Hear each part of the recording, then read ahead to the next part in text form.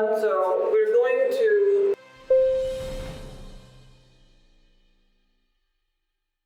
Hi. Hey.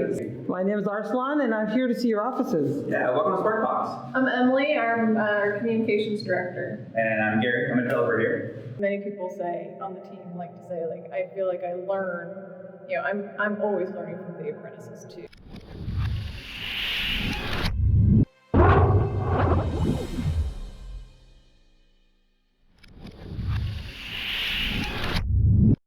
We're distributed a lot now, so folks kind of set up camp where they feel really comfortable and can just go with the flow and expect what they're going to expect for the day.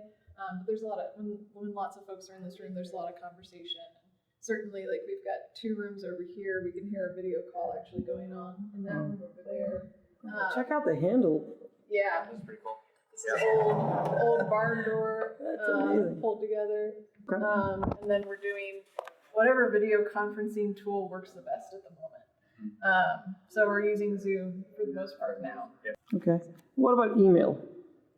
You think email is still useful these days, or is it just like it's? If I'm trying, it's 2019. Nobody does email anymore. If I'm trying to get a hold of somebody on our team, I'm going to Slack. Yeah, I'm going to direct message. This is our device wall. Oh, okay, so we can just take whatever you want.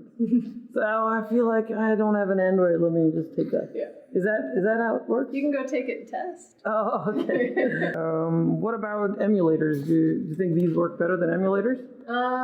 Yeah, I think it's probably both. So browser stack is used quite a bit. This is the communications team. So this is my group. I do some of the SEO work. I also help with the blog and help people edit their posts to go on the blog. I also help social media and help in any way of communications. This is our thought leadership goals for the year. Okay. And a lot of what we're trying to do this year is help our team. Our team does so much good work.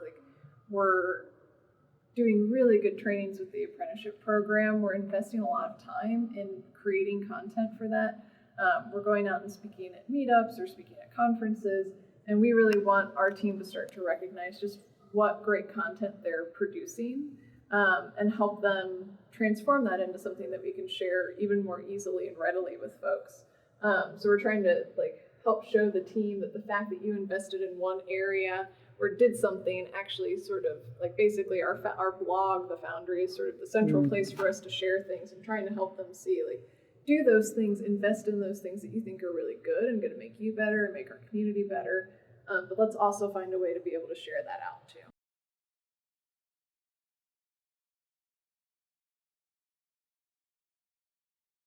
We do not do standard marketing. We do, we call it thought leadership, whatever you want to call it. We just want to go make good things for the world and share those. And we think the reality is people will be drawn to that, and they'll want to work with people who are smart and pushing themselves to get better and sharing that with the community freely. And that's who we want to work with anyway. So those are the people we want to attract. So that's basically our marketing. Yeah. So if somebody decides to work here or is interested in finding something, maybe a fit here, and they can say, well, I'm going to get a chance to not only do client work, billable work, but I'll be able to do things that help me learn, and I'll be able to share my knowledge, and I'll be able to maybe do a side project and then show the results in a blog post, maybe make a video, or maybe I'll be able to officially go to a conference and give a talk, and not on my own time, but basically the company will sponsor that in terms of your pay, your salary, and so on. Yeah. As far as what time you need to actually do your articles and things, but we have the flexibility to tackle those whenever we. It's basically in downtime. If you don't have billable work, then that's what you do. The idea is to have on average for the year have billed about 32 hours a week, which on average leaves you 8 hours. Now, reality is you're not using that every single week, probably setting aside exactly that. But the idea is over the course of the year that all kind of averages out. Right. But then you have that time to, 1, be making yourself better and smarter, but then 2, to be sharing that knowledge out. Okay. And it's when that time best presents itself too. So Right. you don't have to be creative on Fridays. Right. You don't have to be creative Monday morning. You don't have a schedule. So it's just whenever you can work that in, it's a good time for it. And you can carve off some time and work on your posts. I interview a lot of people and we talk about this, about career growth.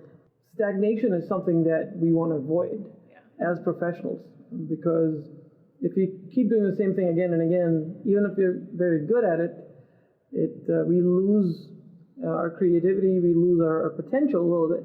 And then after a few years, when the industry shifts or something else happens, we're left wondering what to do because we didn't keep up, we didn't keep pushing the envelopes. Yeah. So instead of playing a game, you can make one. Many people say on the team like to say, like, I feel like I learn, I'm always learning from the apprentices too. Like, we're not just teaching them. We think the questions they ask a lot of times can be really challenging. Having to force yourself to go all the way back to a place of like really explaining the reasoning behind how you've been doing this thing for 12 years makes your brain kind of cue back into that and forces you to really think about it. So as an apprentice, if I come into this company as an apprentice, what can I expect? From the point of view of enhancing my career, I'm not really sure what I want to do. Do I get the same opportunities as full-time employees who go learn and present and they're here with us. And so the nice thing is that if there's something interesting going on for, happening with a client or some challenge that we need to resolve, they can be a part of that. They get to see really how the shop runs, how the things work, and how we write software. And we roll those things into their training, their exercises. So for the first part of the most recent apprenticeship, I led the first part, which is basically programming principles. And we have talks every week. And it's kind of the pattern for the whole way through, about 6 months or so. But folks that volunteer on the team that want to talk about maybe certain programming principles or mastering Git and things like that, they'll come talk to them, ask tons of questions, totally open, and they're free to follow up all the time. We have, again, using Slack again, apprentices can post in there, hey, how do I do this? Or, why do we do that? Or, and tons of people would just come to aid. And I know for a fact that a lot of the senior people are experienced presenters, and first of all, they're very good. But there's another thing that we like to highlight in the podcast is empathy. They're empathetic. They understand what you're going through. So someone coming in here, I think you guys could help shape their career. And that's amazing because I know for a fact that it's not the norm in the industry. Yeah. And so I think I'm very happy that you guys are doing that. Yeah. Our owners like to say we want to produce talent, not just consume it. So we have the 2 apprenticeships. We have one that's 6 months, that's a full stack. And then we have another one that's 3 months that's actually going on right now that is for front-end designers. So a lot of times it's typically someone with more of a design-heavy background coming into those and focusing a bit more on the front end, typically for that one. Both of those, you come in and we're hiring you to learn for that period of time. You're not working on any client projects.